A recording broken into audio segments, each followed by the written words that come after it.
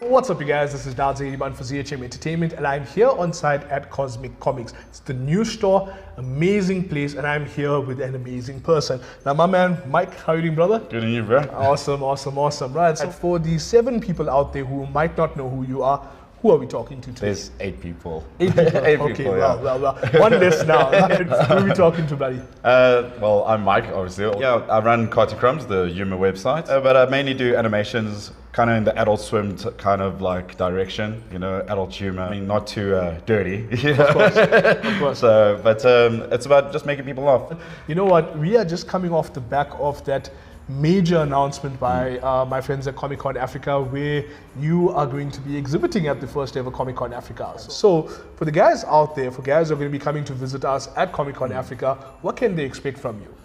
Well, I'm going to be doing live caricatures. Which we're going to have display some of our animations. We got like some screens ready so they can watch, and then some comics. So we're going to just try whatever we can put cartoons on. We're going to do mugs, coasters.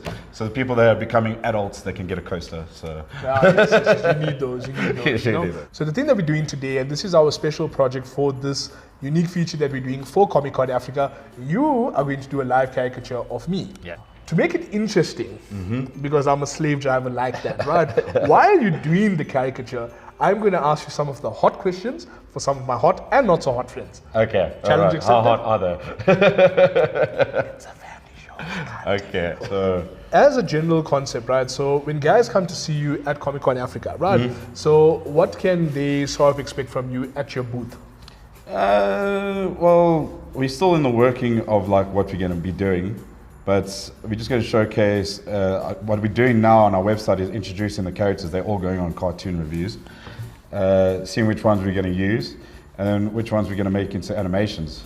But we're going to, like I said, we're going to have a screen there with our screens with our animations that people can watch, showcasing our website, probably an email list, get people. What I would like to do is to make the website like a go-to place where everything is there for them. Merchandise, we're working on our t-shirts, and just to make them as funny as possible. We just want to make people laugh. And that's the amazing thing. Now, for those of you out there who haven't had a chance to have a look at the site already, right, now we're going to put the details just there, and you can go have a look. Now, there are a series of characters out there, but one that really stands out to me is, of course, Low Life Dad. Yes, Right? yes. Could you tell us a little bit more about that character? Well, that character came out, like, a lot of people think it's based on my dad, but it's not. So I wasn't that abused. Good to know. Okay. But it actually came from, I was at a bar, and then I was having a beer, and I was coming up with cartoon ideas, and then this one crazy guy had his kids there. And a story, I think if the guy ever sees this, he's probably going to want credit. Okay. But I mean, the way he was with his kids, like he was like this drunk dad, and then he was like talking to his kids, like commenting weird things. And I was just coming up with like ideas. I was like, he has a character. Yeah. And that day I got about 20 ideas, just listening to this guy and how he was with his kids. I mean, he was wasted. He was totally wasted. He must have been like about 50, and he's got these 2 twin kids. And I was just like, okay, I've got to make this a cartoon. And I created the character, and then I just made him like look like the laziest bum ever. And then it was just, the whole thing was he had to be mean. So okay, so I'm just gonna put this over here, and we will insert it down here somewhere, right? So there we have there, right? And I think that's one of his meaner ones. Like obviously he doesn't have a job, and then the kids just wants to get his dad active and like he's really pushing, and the dad just doesn't care. But sometimes, like if you see the character, he has kind of grown, he's warmed up to the kid, but then he still goes back straight to being like the badass he is, you know. But you know, like this character in particular, and I single it out because I went like all the way back on the site and just reading up on this dude and just like seeing the stuff that he says. And the weirdest thing is that he says all the stuff that I know we shouldn't say, but I really wish I could say. You know, so reading your work and seeing your work, it's a lot like a guilty pleasure, you know? So is that sort of what you go for, or how does that work? Well, I guess like there's comedy in everything. There shouldn't be a limit. And then people should know that it's a cartoon. So cartoons do jokes, and a joke is a joke. You can't put a limit. You can't be offended by something because then somebody's going to find a reason to be something else to be offended by. So there shouldn't be a limit on it. I think, I mean, sure, there are some really grotesque things out there, like, you know, but I'm not going that far. Yeah. But I mean, if you're laughing at it, it's kind of making you discover your points of what your limits are. So you're like, that makes sense to me. should I be laughing at this? And if you're laughing at it, the only person that can judge you is you. Fair point. Another really interesting thing on your site is the fact that your cartoons themselves are very meta. There's a lot of fourth wall breaking going on there. And the cartoons themselves actually review themselves as cartoons. Yeah. You know? So I thought that was brilliant. So like, what was the inspiration behind that? How did that work? Well, it was just, I just thought like, it's quite the best way to introduce the characters before Comic-Con.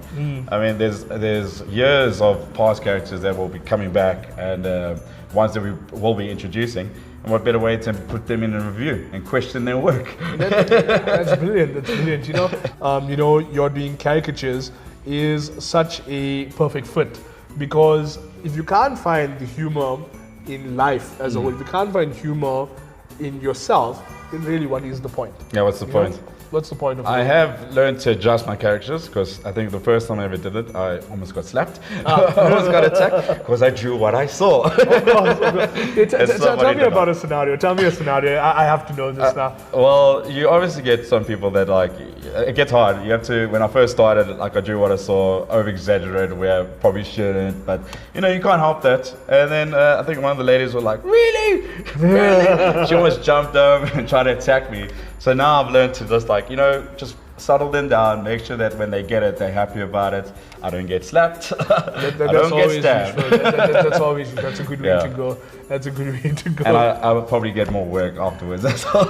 Yes, there's that little detail. That one detail, I like all that. about paying the bills. Plenty smart.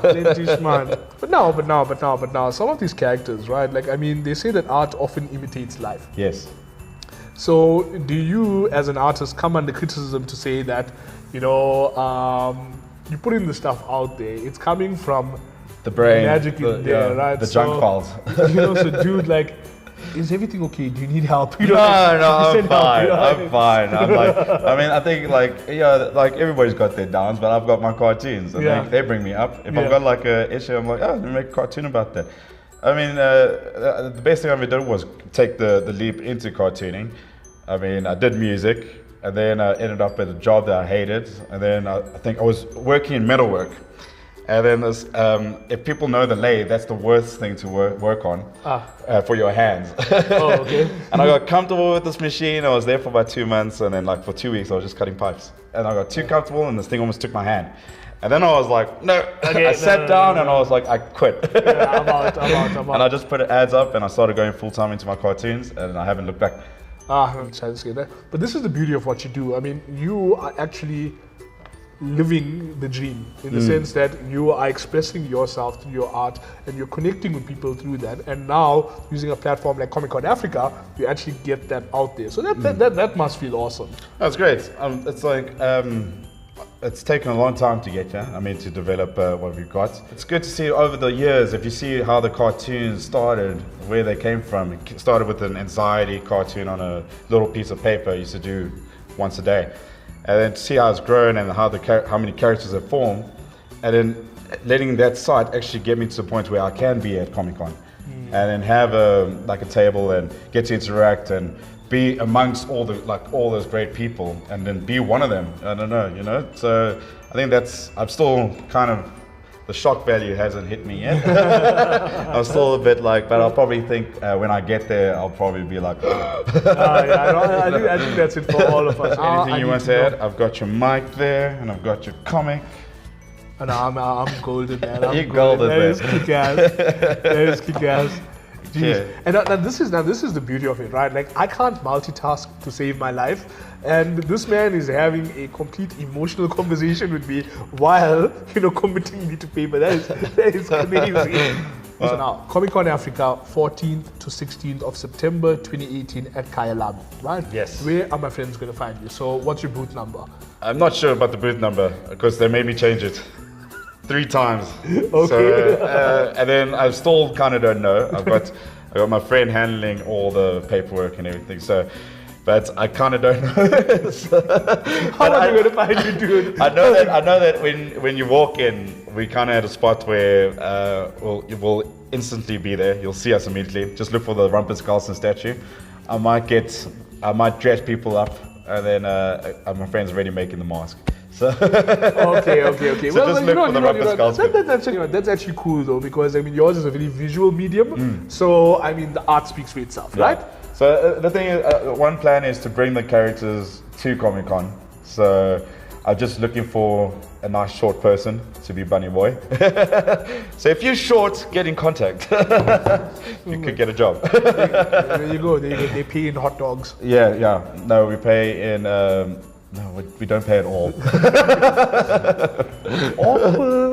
We don't pay at all. Sorry. No money, broke, but living the dream. That's hilarious. So, as long as we're here, I do feel that it's important that we take a walk back in time, right? So we know the story about how you nearly lost a hand, Yes. you know. But as far as you now getting into art as a whole, you know, tell us more about that journey.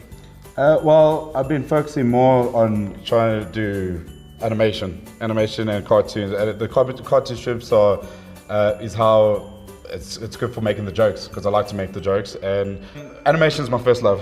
So to bring the cartoons are great because it's like gets me warmed up with jokes and storytelling, but bringing the characters extra life and giving them voices and making them move just makes that's the ultimate happiness for me. That's what I like to see, and actually have people share it and watch it, and when I see them laughing and they're getting the jokes, that just makes me like, yes, my job is done.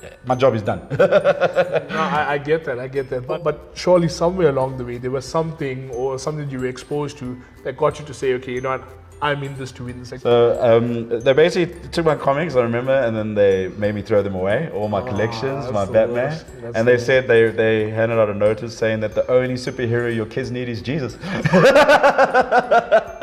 And I guess, like, all right, that's already starting my tragedy story, and that's where probably some of the dark humor comes from. I actually don't even know what to say to that. I'm just like, wow. Okay. Yeah, but did you cry? Did you cry when they took your comics? Yeah, well, like I think the one who's crying now is my mother, because it's like you threw them away, and they were back issues, and they were like issue ones. I could have solved that stuff. Okay, that hurt me in my childhood all over Yeah, again. exactly.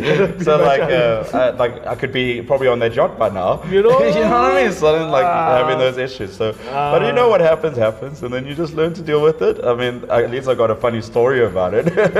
No one's laughing. I'm not laughing. I'm mortified. I'm just like. That is a tragedy. It's like my first childhood tragedy. You know, like some kids have some kids are in sweatshops. My comics got thrown away. Hey, philosophers.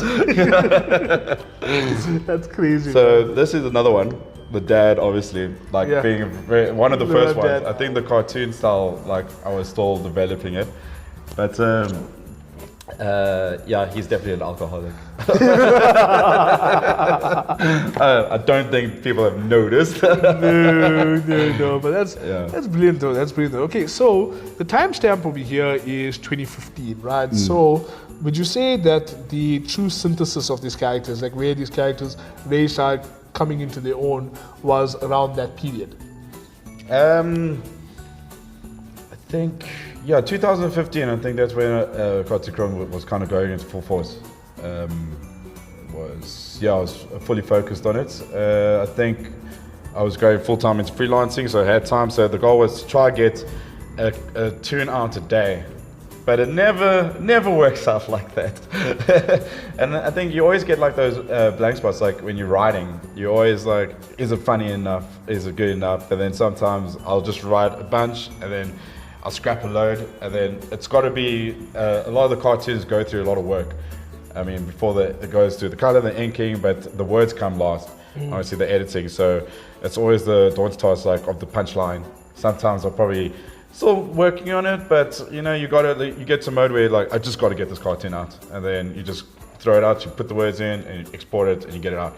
But trying to get it to a level of daily, That's crazy.